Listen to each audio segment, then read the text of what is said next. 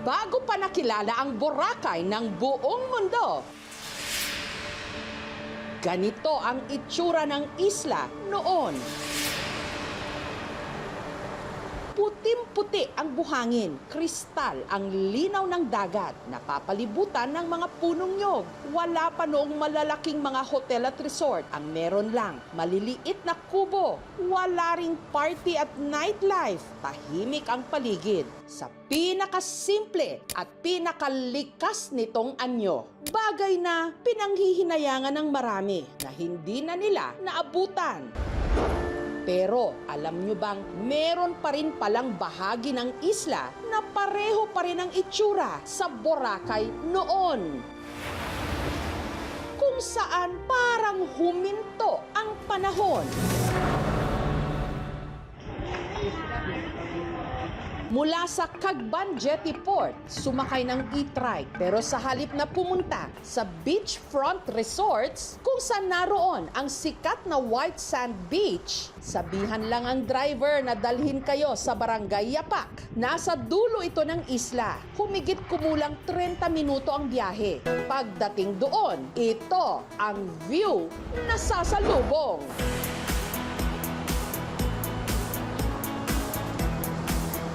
Welcome to Ilig-Iligan Beach. Sa area na ito ay napakalinis at talagang preserve ang beach na ito. So napakaganda po siya. Ilig-iligan means dinadaluyan, no, ng tubig. Madalang lang daw na may bumisita rito. Kaya halos napanatili nila itong unspoiled. If you visited the island way back 1970s, 1980s, and you would like to see the old Boracay, pumunta ka sa Ilig-Iligan Beach, ibabalik mo ang mga alaala mo ng mga panahon na yon na nandito ka sa islang ito. At kung problema tuwing tag-araw sa Boracay ang mga lumot sa beach na ito, Minsan nga wala na talagang makikita o masisilayang lumot or algae po dito sapagkat yung current po dito palabas. Kasi meron po tayong malawak na coral reefs. Wala po yung bayad kasi ano po yan, free po yan. pwede rin ditong mag-paddle boarding. Kahit hindi marunong lumangoy, pwede silang sumakay dito sa paddleboard. Magsuot lang po sila ng life vest. Ang mga madalas na customer dito ni Roy, mga foreigner. Yung English na po namin is konti lang po. Nagkakaintindihan lang kami sa mga sign. Advantages? Yeah, you can use and then you can sit here. This? Here. For me, it's the best experience in my life. Really, I recommend. Go, come on. Si Seren, pagbebenta ng souvenir sa mga turista, ang hanap buhay. Bumibili po kami ng mga shells, tapos binubutasan po namin, ginagawa po namin ng mga bracelet, anklet, mga necklaces. We are delighted to be and to find this beach. We were approached by a fellow outside our hotel and he proposed a tour of about 5 spots today. This, I think, is the most beautiful.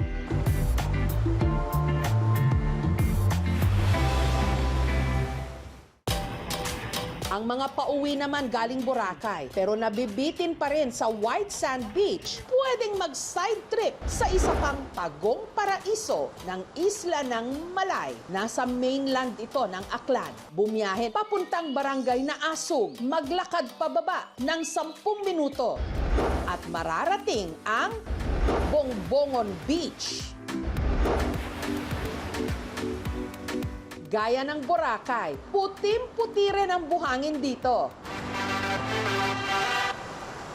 Ang barkada ni Cory, dito napiling magliwaliw para magtanggal ng stress. Relaxing kasi maganda yung ano dito, yung Maganda yung beach. view. Tahimik ba? Mawawala, nakakawala Nakarelax yung talaga. stress. Nag-enjoy rin sila sa pamumulot ng seashells by the seashore. Ito po yung usually, ito po yung kinukuha namin na shell. Tawag dito is baka-baka. Pwede ito siya lagyan ng papaya tsaka malunggay tas gataan. Masarap po to. Sa tinatawag naman nilang Vinewood, matatanaw ang Boracay, pati na ang mga karatig isla nito, pero paalala ng namamahala ng beach. Sa mga nagbabalak na pumunta dito sa Bongbongon Beach, detour lang. Kasi wala po kami ngayon na available na restaurant and the cottage.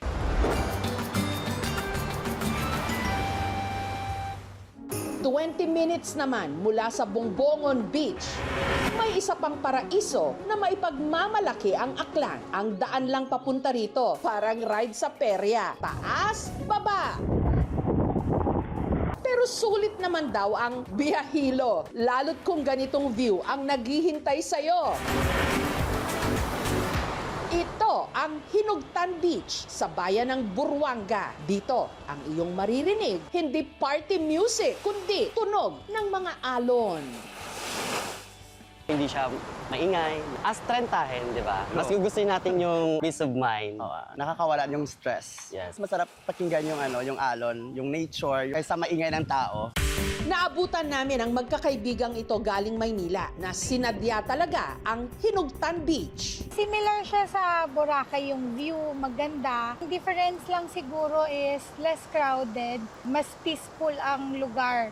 Ang fire dancers naman mula Austria na sina Arno at Kata sa Hinugtan Beach na piling magbakasyon ng 3 linggo. There's a lot of space and it's really a magical surrounding here. We decided that it's the right place for us and we did not regret our decision. At dahil wala masyadong tao rito, matiwasay silang nakakapag-ensayo ng kanilang dance routine. A lot of peace, focus for our training, beautiful sunsets that will come soon. Most beautiful sunsets we had in our vacation yet.